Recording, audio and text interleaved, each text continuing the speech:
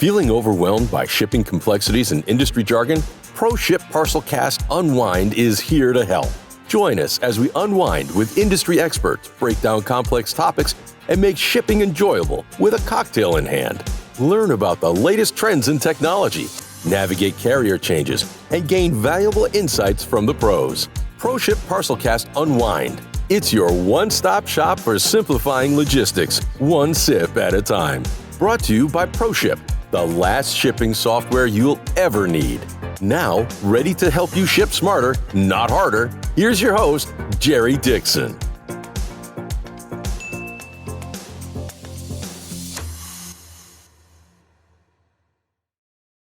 Welcome, everyone, to today's ProShip ParcelCast Unwind. Tech Talk, unpacking the trends reshaping shipping. It's our annual Tech Month episode, and we're diving deep into the ever-changing world of technology. I'm your host, Jerry Dixon, and I'm excited to be joined by two experts with a wealth of tech knowledge. Dan Scott from ProShip and Adam McCoy from eHub. Adam, will you please introduce yourself and tell us a little more about your background? Sure, happy to. My name's Adam McCoy. I'm the COO here at eHub. So I'm responsible for our product development, our support, our partnerships, and our HR.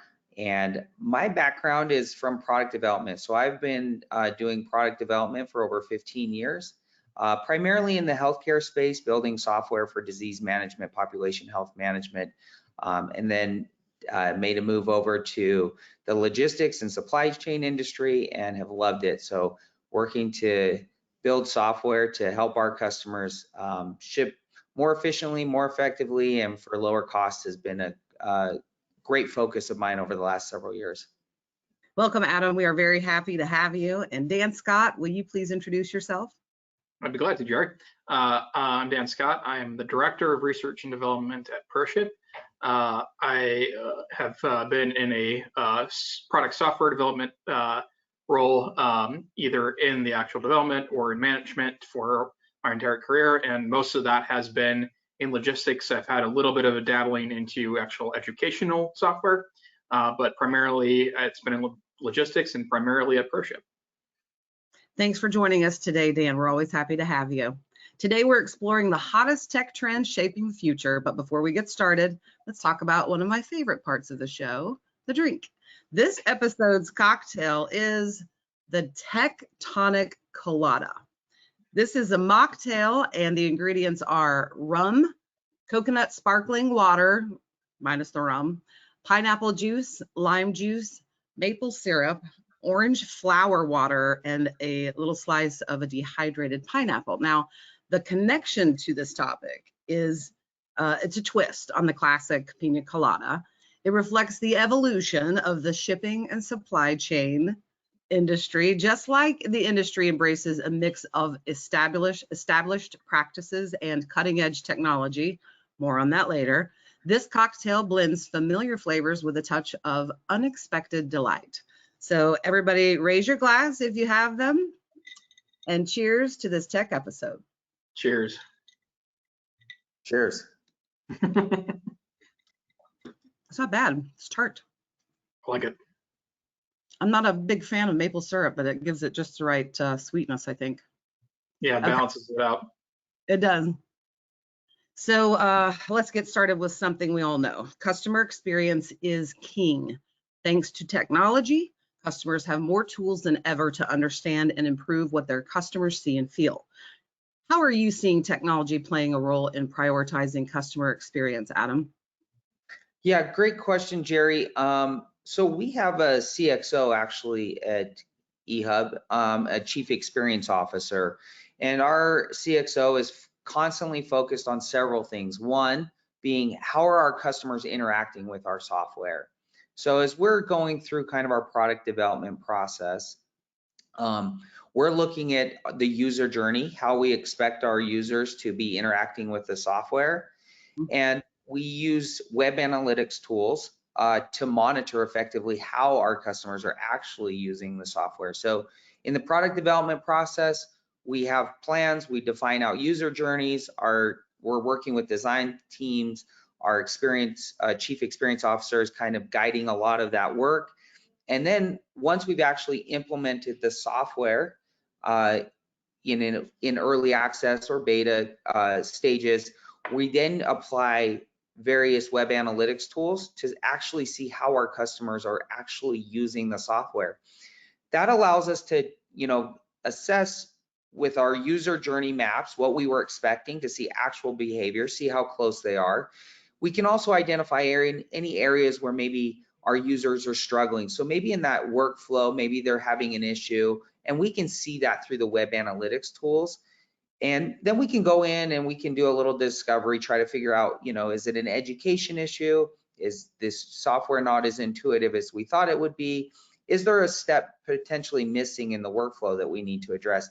So we can evaluate all of those various issues that may be causing our customers frustration or issues in their workflow in the software. We'll go ahead and modify those and really work to optimize that workflow for the end customer and user in our software. So at the end of the day, as we kind of make a plan and a design and then validate and use web analytics tools to actually see how our customers are using it, we really get great results on that customer experience in our software. And that's helps us continue to grow our software in terms of product adoption, making sure that the features that we're actually deploying are used and used well, and then ultimately creating a great experience for our customers. It's outstanding to me that your company, eHub, is paying that close attention to the experience of the customer. Dan, are you seeing that on the software side as well? Are customers asking for that? Yeah, it's a constant ask, right?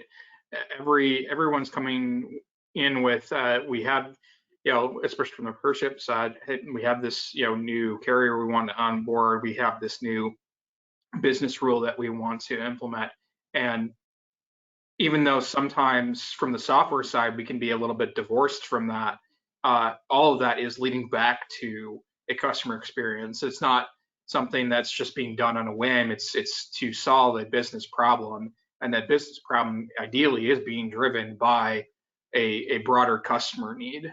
And for us, looking at to Adam's point, the analytics, that's key, right? Any sort of data that you can gather on what your systems are doing and how your users are in your systems using those features, those tools, it's critical to understand how that is functioning, right? You gather analytics data, you gather telemetry data, you're able to then understand where your focus needs to be and where you need to go to. What about some specific technologies on the rise? Obviously, everyone is talking about artificial intelligence, but how is it actually being implemented in your field? Adam, we'll start with you. Sure. So I think one of the key words that you said is kind of actually implemented, because there is a lot of kind of buzz and hype on AI, and it's definitely warranted. I think we're going to continue to see the advancements in technology in our industry with AI, and it's super exciting to be on the forefront of that. What I would say is, if we kind of look in terms of where it's actually being implemented, we see a couple areas. Anything with respect to regulatory compliance, we see that as kind of some low-hanging fruit where we actually have seen AI implemented. We've seen AI implemented on the customer support side, so helping customers on the customer support side. One note to that, though, it's interesting because as we talk to our customers, there's a constant, I would say, customer focus on actually talking to a real person and not a bot. So it's interesting that despite a lot of interest and focus on implementing AI in the support realm, customers are often asking for in-person and live person communication. So, but it is an area of focus for AI and one that we see implementation on. We also have seen this in terms of kind of freight quotes. So being able to help expedite the quoting process for freight. I'd say there's another kind of stage that we're in our industry with respect to AI, past the theoretical, but more kind of in early stage, early access adoption of AI.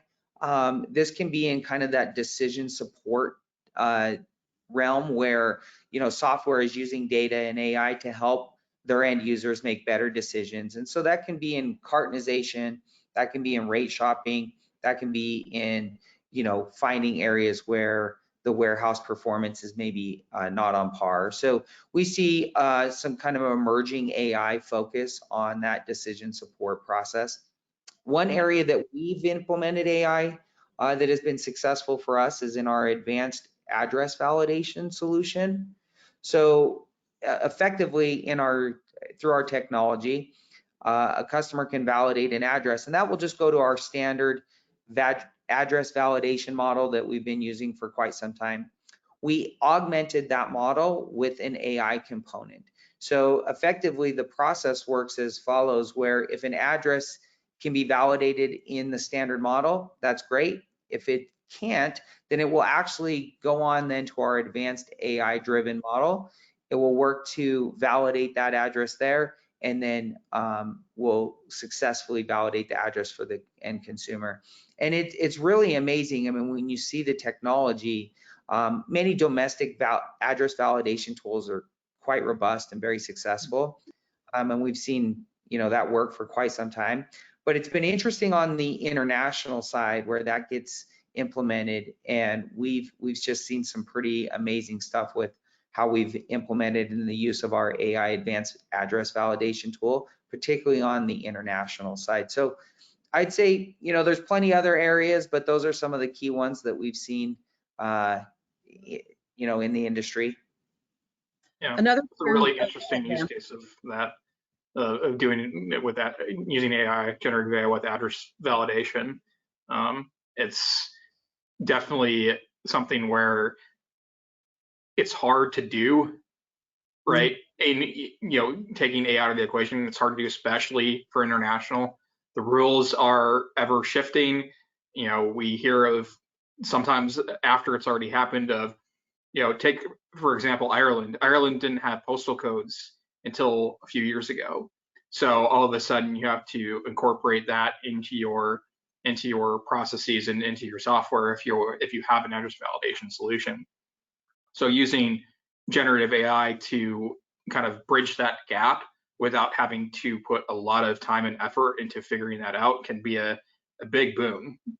Sure. Yeah. No. It has been, and it's been interesting too, because often on address validation, you might be just missing one component or one part of that address, and that's causing the issue. And so with the generative AI, it's really amazing to see, you know, pieces actually that are missing get populated, and the high confidence in terms of the accuracy on that. And so, yeah, it's been one that, you know, we put in last year, and it's worked quite well. So yeah, I think as we continue to evolve in the industry, there's just kind of little areas where we continue to see, going back to that customer experience, how can we make the customer experience better? How can we make the software more effective, more efficient?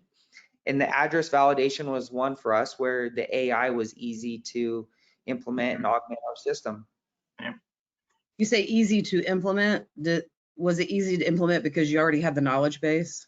Well, I say that, but I don't know if our engineering team would agree. Right. So, I would say, you know, and just in general, you know, generative AI, it's the outputs that you get are only as good as your inputs. Sure. So there is still, to your point, Jerry, there's still a lot of knowledge that has to come with that, but the actual execution of using that knowledge, that is where you see those time savings. Yeah. Okay. Another trend gaining traction is hybrid fulfillment. And Adam, we know that you have some good information on this, and you know, companies utilize third-party logistics providers strategically. But can you explain to us how hybrid fulfillment impacts technology needs? Sure. Yeah. And hybrid fulfillment, like you said, there's a lot of traction around it. It's not necessarily a new concept. We've seen a lot of, you know, brands utilizing 3PL services, whether that's for zone skipping type purposes, multi-location. It's often the case that they may need certain products fulfilled by 3PLs maybe hazardous materials, etc. So hybrid fulfillment has kind of been in place for, you know, a long time. It's not new, but there's a lot of traction gaining on that. And Jerry, to your point in question around technology, what we've seen is kind of twofold. Number one, increased visibility and transparency with the brand and the 3PL. So utilizing software where the brand isn't just having a 3PL fulfill and not having insight and transparency into what's actually happening. This is critical because at the end of the day, you know, if an end consumer is receiving a product and they receive the wrong product, or it's delayed, or there's an issue in receiving that product, the end consumer isn't frustrated with the 3PL. They don't even know the 3PL exists. It goes back ultimately to the brand reputation, etc. And so it's really important for the brand and the 3PL to be communicating in a way of transparency, and technology is helping to do that. And so you know, one of the ways that we see that is effectively through integrations or through software that is utilized by both the 3PL and the brand. So often a 3PL might be doing fulfillment. There is a brand portal, if you will, where the brand could actually log in, see all the shipment details, see the status on each one of them, and be able to understand exactly kind of what's happening in the 3PL with the software. So that's one kind of key area that we see. Another area that we see in terms of kind of technology facilitating this hybrid fulfillment model is really in kind of reducing cost and driving efficiencies and reducing costs. And so effectively, you know, technology is allowing brands to better understand, if they move to a 3PL and they move to a hybrid fulfillment model, what the impact will be from a cost side, what the impact will be from an efficiency perspective, reducing delivery times, etc. And so the technology is just making that much more simple for the brand to understand. And as you know, in shipping, I mean, rates are changing constantly. There's so many variables that are constantly changing. And so it's often hard for a brand to fully understand the impact of moving to a hybrid fulfillment model. And with technology today, brands are much better positioned to say, if I do this, if I put a warehouse in Kentucky, if I put a warehouse in Atlanta, if I put a warehouse 3PL in you know, Texas, how's that going to change my shipping? How does it take delivery times down? How does it impact cost? And that's been a significant, I would say, momentum gainer in the hybrid fulfillment side. Interesting. So transparency becomes even more critical. And you talked a lot about efficiency. Companies are always looking for ways to streamline their tech stacks. And we hear a lot about technology stack fatigue. Can you two elaborate on this trend and how it's impacting software choices? I'll let Dan go first here. All right. So essentially what we're talking about with tech stack fatigue is we have these systems that have been built up over a number of years, especially if we are talking about brands that have been around for a long time. And as technology has changed, and rapidly so, we see these older systems still being around because they're utilized, because they're in a live setting today. And it's hard to break away from those systems because of that reason, right? It's hard to integrate to them. It's hard to pull them out and replace them with something new. So as the years go by, you have technology that's getting added on top of that or bolted on to those existing systems. And eventually what you have is this kind of Frankenstein setup where you have all these different systems and they're all talking with each other, but they're maybe not talking with each other in the most efficient way possible, right?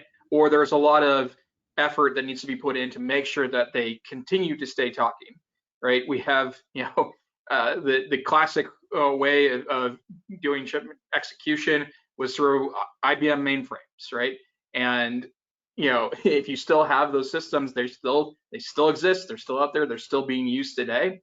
But if you have more modern technologies, and could even go up to SaaS-based, cloud-based solutions. But even prior to that, you still have to integrate those systems together, and you have to have the people around to be able to support those systems. So when we say tech stack fatigue, that's really what it means. It's a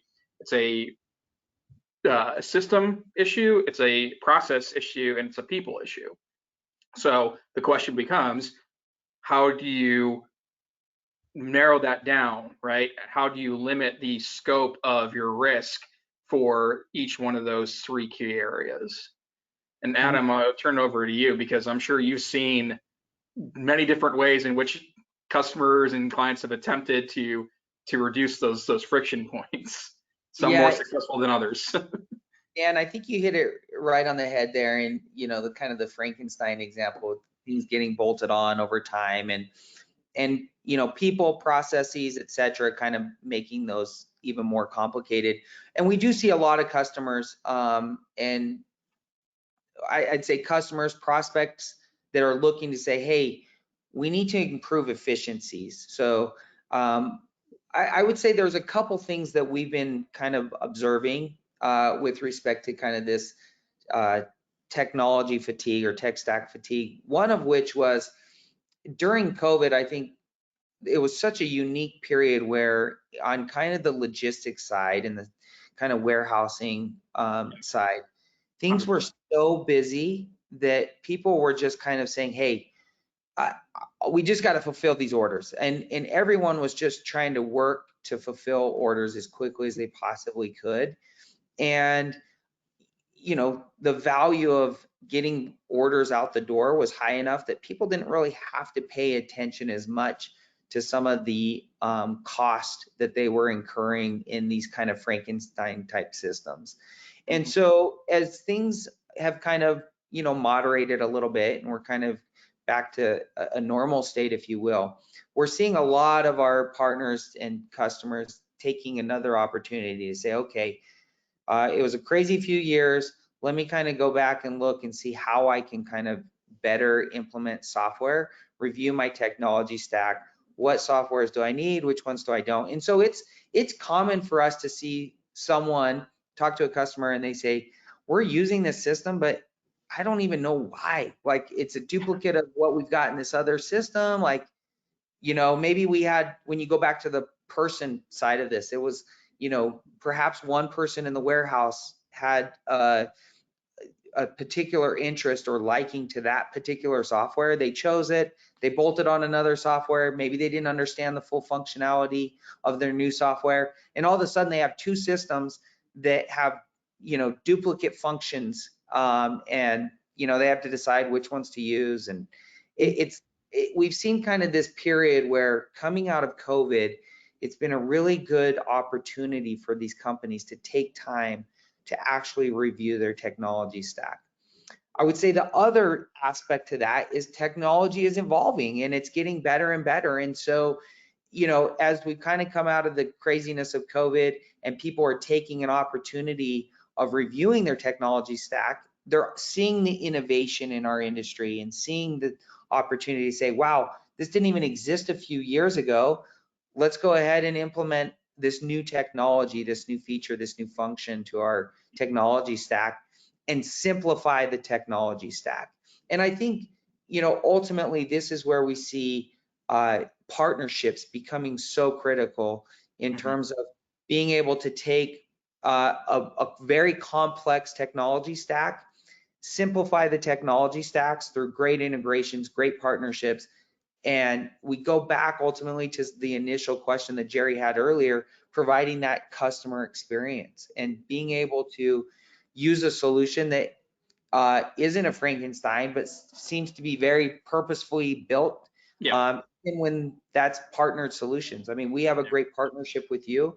And it's a good example of, a simplified technology stack within, kind of our two partnered solutions. It doesn't feel like it was bolted on haphazardly. They're very purposefully put together. I think that's a great example of simplifying technology. 100%. Okay, I have asked this question on previous podcasts before, and not really asked it, and haven't really got a solid answer. So I'm gonna throw it on the two of you. If a 3PL or a large retailer were to come to you and say, help me build my tech stack, where should they start? How would you help them fill in and build out a plan? What do they need? Dan, I'm going to start with you. That's a great question, Jerry. So really where you want to start with, and I'm going to kind of turn it back around, is ask the question of what is it that you need? What business problem are you trying to solve? Because I could come up with a plan off the cuff, and it could be the most brilliant system, integration ever. But if it doesn't serve the business need, then it's not useful. And then it goes, and then you have, okay, you have 4 different systems in your tech stack of fatigue. Now you have 5 or more. So you really want to narrow down to, okay, what is it that you're trying to solve? Now, from there, then you can make your decisions about, okay, what pieces of software do you need within this system? What tools do you need to enable your business processes? And that's where we get into things like, okay, do you need an ERP? Do you need a WMS, OMS, TMS? Do you really need all those things? And for some customers, the answer might be yes, right? The complexities of their business, they might need that level of integration and organization coordination in order to fulfill their processes and their business objectives. Some customers, they might just need 1 or 2 of those things and have a shipment execution layer underneath that for the actual processing of those orders, and that could be it. So you really need to start with what the business process is. And then you get into the question, okay, now that we have that, what are we going to do about the old systems, right? And that's where the devil's in the details. And that's where I would go into the customer and say, okay, what are you doing today with your business processes that is happening within these systems? And please help us define what those are so that then we can come up with a design for this new system and then slowly but surely pull those old pieces out and replace them with new, because you don't necessarily want to just cram it in there and have it be this Frankenstein nightmare of a system. You want to be able to gradually move away, because you have these customers who are expecting to be able to still use their old systems because that's how they're shipping today. That's how they're executing their logistics operations today. Can't take that away from them. So that's at a high level where I would start. Now, you could, in theory, create a entirely brand new system and have it be a cutover, but you'd want to do a lot of testing with that. And you'd have to do a lot of testing within that end game process where you're spending maybe months to make sure that everything is up to speed with this new system. It can be done, but if you do it more piecemeal, you can test smaller individual pieces, make sure those work, turn those on, turn the old system that's powering that off, and then move to the next one. Okay. Yeah, Dan, I agree 100%. And I would echo just getting to understand the warehouse, their needs, and not just their needs, but understanding the warehouse. It's common for us. We'll go on site and we'll meet with a customer and we'll have that exact conversation. What are the issues that you're struggling with? What are your needs? And they'll give us kind of a bullet point list, and we feel like we have an understanding. And then we'll often ask for a warehouse tour, and we want to go into the warehouse, actually see the processes. And it's really amazing, actually, when we go through the list and then after we review and kind of walk through the warehouse, how many things on the list really don't cover their full needs, right? And we come back after those kind of warehouse tours and we find out that there was actually, several more items that actually needed to be on that list. And that's been really beneficial for us. We have a large network of 3PLs, and we love to go on site, meet with the 3PLs, understand, not just by questioning what are their actual needs, but really kind of understanding their processes. That gives us an opportunity then, to your point, and go in and say, okay, what's the right approach here? Because you know, if you have a cutover approach for every warehouse, it's just not going to work. I mean, I've been in warehouses where they have fully automated systems with their WMS, full automation basically with respect to kind of the, you know, pick, pack, and their conveyor systems. Like a full cutover is, it means shutting down their warehouse, usually for an extended time period, one that would be detrimental to their business. And so you have to come up with a process to say, okay, how are we going to do that? And sometimes it is, you know, kind of a staged approach where maybe you bring in an OMS system, you're now kind of routing orders into 2 different systems, and then ultimately you can, you know, take the newer, more upgraded system and bring all the orders in. But so yeah, it really just kind of depends. I mean, in fact, just recently, within the last 2 weeks, we helped a warehouse. They did a full cutover, right? But they had to have staffing, you know, kind of increased staffing, increased support, not only from their own team, but also from partners like, you know, us. We were there in the warehouse actually helping them through that transition on a full cutover. And it was a pretty exhaustive process. Took a lot of planning, a lot of preparation. It took people that had experience with the software actually cutting over, making sure that everything was going to work effectively. And that warehouse, it was able to work. We can't apply that same model into every warehouse. So I think you said it best. You really have to understand the needs, the processes, what's actually happening in that warehouse to make an assessment to Jerry's question of, you know, how do you really facilitate, how do you ultimately help customers move into these newer technology stacks? Yeah. And Jerry, if I had a clear cut 100% perfect answer that I could use for every single customer, you better believe that I would. But every customer is unique, right, in their way. You know, there's definitely some consistency or some similarities between different customers, and that's where you can start defining the foundational baseline plans that if you have this kind of customer versus this kind of customer, okay, well, I generally know what I need to do for this kind of customer, and then I can adjust based on their specific operations. But even in that, you need to make sure that you're asking the question, because what Adam just said, if you're not going in there and figuring out and talking not just to the purchasing department, right, not just to the people who are making the strategic decisions about implementing these new systems, you also want to get into the weeds and talk to the people who are actually doing the work on the ground, because they're the ones closest to that. And if you get that full picture, then you can come up with a design that works best for that customer and figure out, okay, is this a good fit? And if it's not, what do we need to add on if we continue to want to pursue this project or this new implementation? Yeah. So no recipe. No perfect one size fits all approach. One thing that I will say that from at least our perspective that we kind of really try to focus on is, you know, effectively there's lots of different systems, but where we see a couple pain points is, you know, pretty consistent. And so we kind of focus in on some of those areas.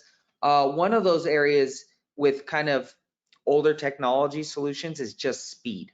And so what we're consistently looking for is where in their software are they getting bottlenecks? And it can be just as simple as, hey, you've got a lot of, you know, you're using an ERP, it's a great ERP, a very modern system. You have a WMS system that's working really well, it's a modernized system. But then on their label generation, there can be a bottleneck. Perhaps maybe they are, you know, printing batches of 2 labels at a time, and the throughput is just kind of not accommodating to their existing system. It's too slow. And so we can come in there and say, hey, that's an area that we can definitely help with. We can help you find a solution for that particular problem. So I think over time, as we've continued to work with warehouses over these years, we found a few areas that we can kind of really quickly identify some quick wins. So Jerry, there is no one size fits all approach, but I would say, you know, shipping platform, label generation, and looking at the speed of those two, I mean, it's pretty common for us to find areas of immediate improvement on that front. I would say integrations has been a key focus in terms of not just kind of what I would say if it's a modern integration or not, but because you could have an EDI versus an API. We're seeing more and more movement to API type integrations, and that's been I think a good area of improvement. But when you look at those integrations, you say, how quickly can you add new fields into the integration? How easily are they to scale? And some of the integrations, they can be very old and archaic, and people are like, hey, you can't touch this. If you touch it, you're going to break it. And so we've kind of focused a lot, I'd say, looking at shipping platforms, looking at label generation, looking at the speed and performance of those systems, looking at integrations. These are some common areas that we'll find, quite a few issues. So let me give you an example on an integration. We'll work with an existing integration that maybe it works good if everything is in happy path. But the minute order is processed in a different system or outside of their kind of core integrated system, statuses on the orders won't be updated. They won't flow back into the e-commerce stores that they're using. And ultimately, now an order is shipped and there's no notification back to the end consumer that their order's on the way, et cetera. So these are just kind of some basic things that as we've worked with warehouses over and over again, we can kind of usually come in and say, okay, let's look at this area because we've seen this over and over again. It's consistently slower, low performing. Let's see how we can speed that up. Let's look at your integrations. How are your integrations? Where can we make improvements? And that's actually one of the reasons why we have been so focused on our API structure, because our API structure has allowed people to easily, effectively modify and scale those integrations very quickly. So while there's no one size fits all approach, I'd say there's definitely some areas that we see consistent issues in that we can usually, kind of quickly get to improvement for our customers. And your solutions are primarily API based. Do you see a place for UIs, for user interfaces in the future or now, or do you think it's going to be taken over by API based technology? Yeah, so I mean, we definitely are very focused on API. So even the UI products that we use today, they use our own APIs. And so that's a way for us to ensure that our systems are working well. When we use our own APIs and our UI-based software, we can ensure that our customers that maybe have homegrown systems that are using APIs, partnered solutions using API, that our API is performing very, very well.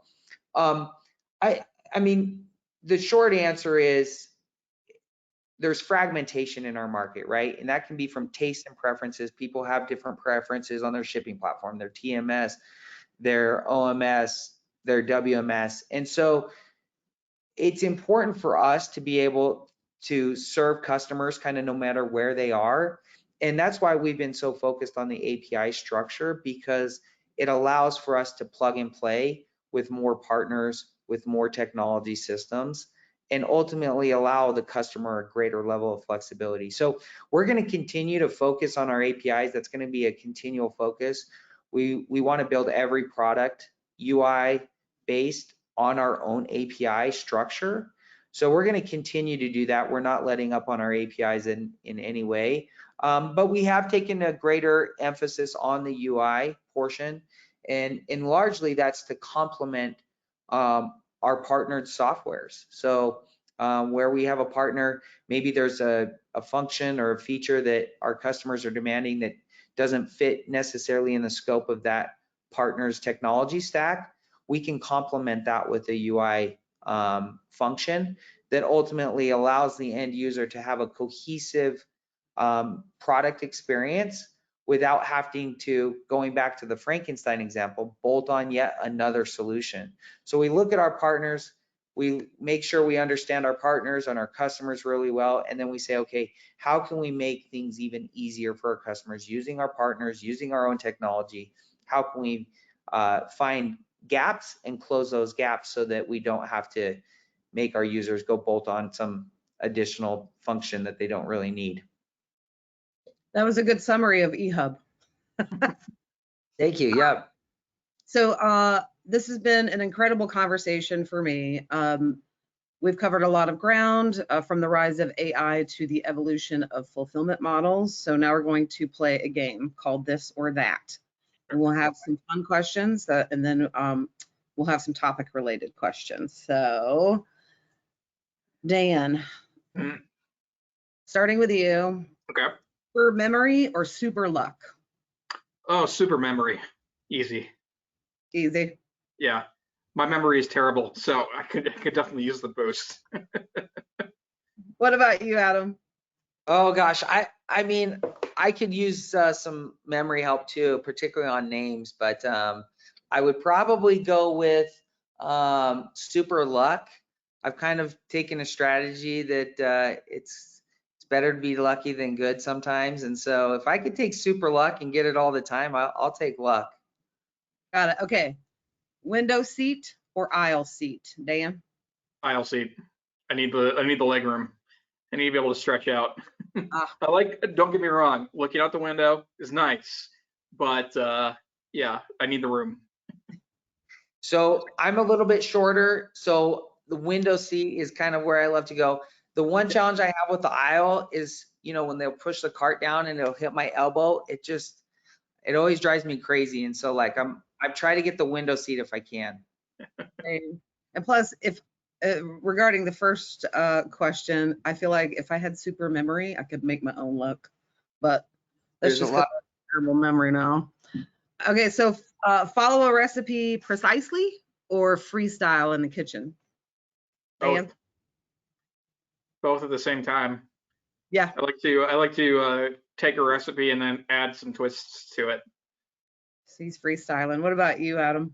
Oh gosh, I'm a terrible cook, so I try to follow the recipe, to be honest, but I think I end up freestyling it not intentionally. And so I don't know, it's not a skill that I have, so I'm just not a good cook. So I gotta go try to follow the recipe as closely as I possibly can.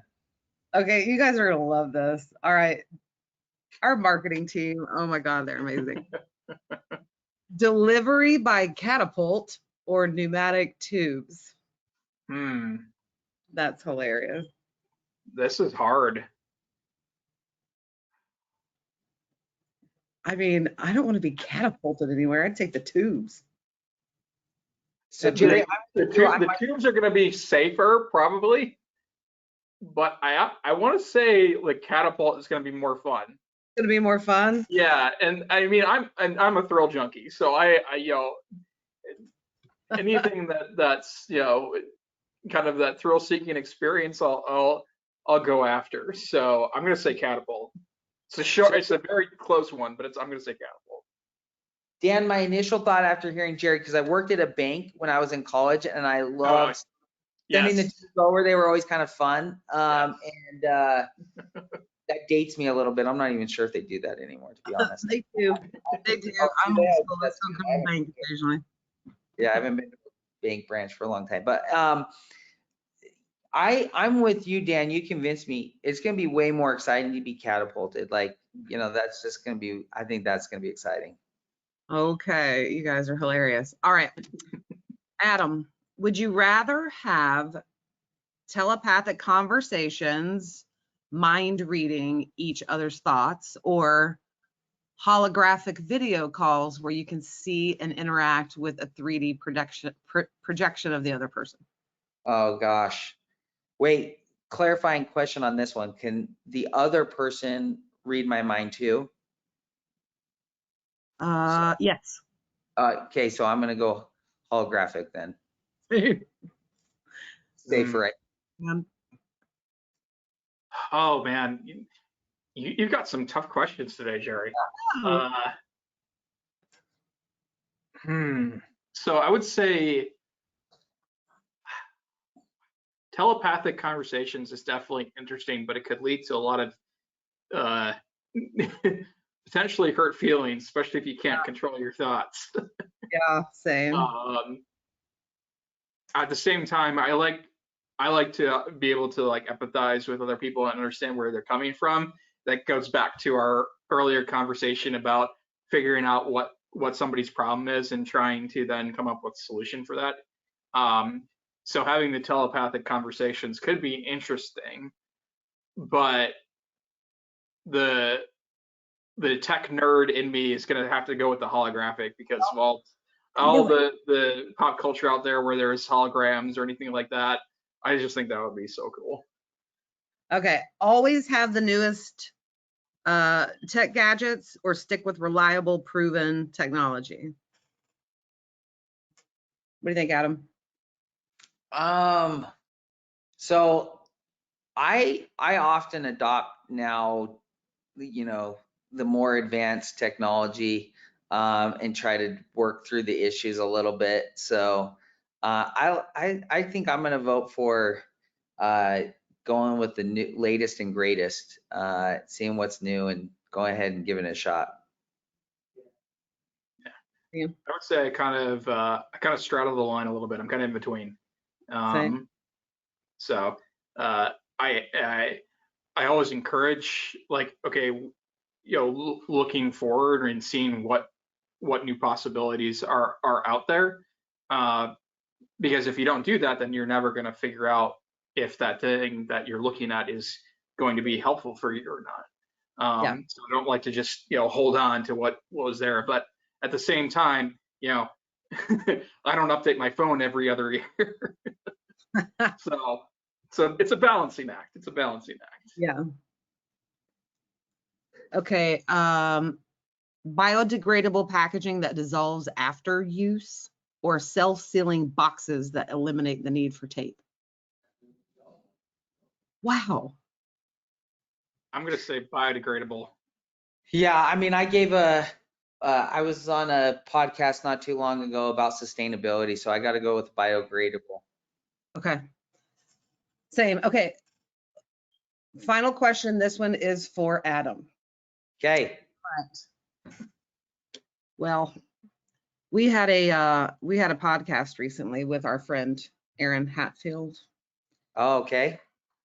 I asked a question. Any relation? No, not. I doubt it.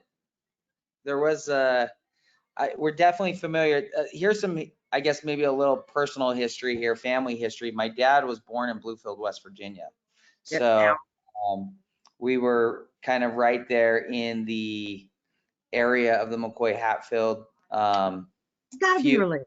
Yeah. So I've done some genealogy and I don't have like a direct family tie.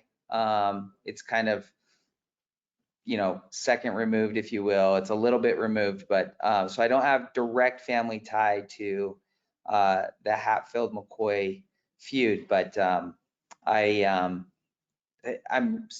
I guess, somewhat related, if you will. Yeah, I accept that answer that you are somewhat related. That's fun history. Okay, wrap up and final thoughts. Dan and Adam, what do you want to leave our listeners with? Dan, I'll start with you. I would say always be looking to the future while keeping mind of the present. You're always wanting to know what areas can I improve on, and can technology, either existing technologies or newer technologies, can those help me achieve my goals? And if you're not looking at that, then you're going to fall behind and you're going to have a much harder time when it needs to happen. Good advice, Adam. Yeah, I would echo Dan, and the thought that I kind of would leave, if you're not moving forward, you're falling behind. And in this industry, with the advancements of technology, that is incredibly true. And so I would just encourage everyone to, look at your technology stack. Where can you make improvements? We talked a lot about simplifying the technology stack. Look for technology partners that are on the innovative side of the industry. I would just encourage you to find, partners that are going to continually help you become better by their innovative spirits and drive, and just, keep moving forward. More great advice. Well, this is just the tip of the iceberg when it comes to technology trends. Thanks so much to Adam and Dan for joining us and sharing what they see coming. Even more, we love to hear your thoughts. Share your experiences with these trends, or maybe suggest other topics that you'd like for us to explore. Be sure to follow us on LinkedIn to hear all about our next episode. And until then, happy shipping, happy sipping, and cheers. Thanks, everyone. Thank you, Jerry. Thanks, Adam. Jerry, thanks, Dan. Thank you. Thanks for joining us on ProShip ParcelCast Unwined. Don't forget to subscribe wherever you listen to podcasts and leave us a review. We appreciate your thoughts. Looking for even more strategies and solutions to navigate the shipping landscape? Head over to our website at ProShipInc.com. We're not just another software company. We're dedicated to becoming the perfect fit for your unique needs, helping you ship smarter, not harder. Cheers, and see you next time.